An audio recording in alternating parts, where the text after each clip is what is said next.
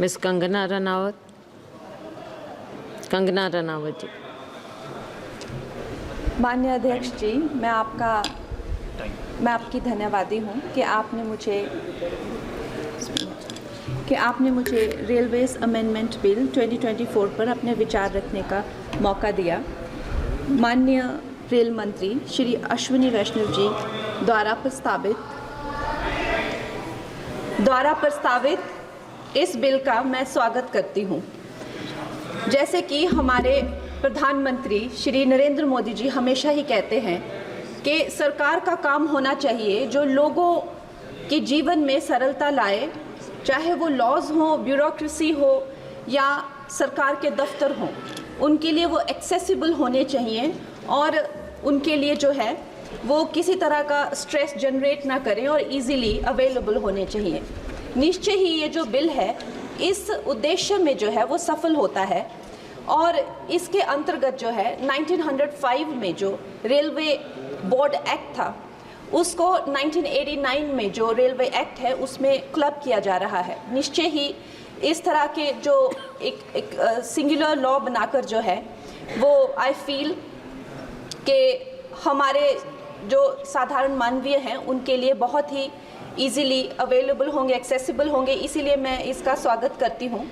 और another very important government body railway board, जिसको directly जो कॉर्पोरेट्स के जो हर्डल्स होते हैं, जिसको हमारे प्रधानमंत्री जी हमेशा कहते हैं कि दफ्तरों के चक्कर लगाने या लोगों को एक डेस्क से दूसरे डेस्क भेजना, आई थिंक इससे भी उनको जो है वो छुटकारा मिलता है। ये डायरेक्टली जो है सेंटर के अंडर जो है रेलवे बोर्ड को लिया जा रहा है, इसका भी मैं पूरा स्वागत करती हूँ।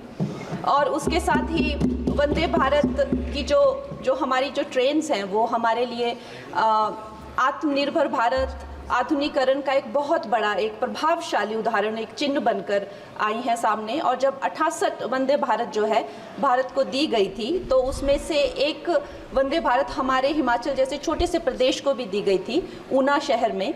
उसके साथ ही मैं जानती हूँ कि हिमाचल बहुत ही एक दुर्गम क्षेत्र है, मगर जिस तरह से हमारी सरकार भारतीय जनता पार्टी जम्मू कश्मीर हो गया या और पहाड़ी इलाके हो गए, उनमें जो है इतने ज़्यादा रेल प्रोजेक्ट्स जो है वो लॉन्च कर रहे हैं, उसी के साथ भी हमें भी हिमाचल के लिए बहुत ज़्यादा जो है वो सर्वेज हो रहे हैं, रेल का बजट मिला है। शिमला हो गया या धर्मशाला, कांगड़ा और बैजनाथ हो गया, ऐसे न जाने बहुत सारे जगहों पे, हमीरपुर जैसी जगहों पर जो है बहुत सारे प्रोजेक्ट्स आ रहे हैं।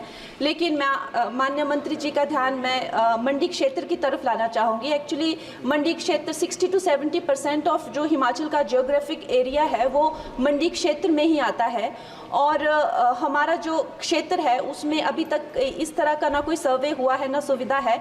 अगर हमारे क्षेत्र में अगर चाहे वो सेंट्रल मंडी अगर दिल्ली से जुड़ता है या चंडीगढ़ या चाहे अंबाला जैसी 2-3 जगहों से भी अगर हमें जोड़ा जाए तो हमारे हिमाचल की जो प्रगति और विकास है उसमें हमें बहुत सहायता मिलेगी।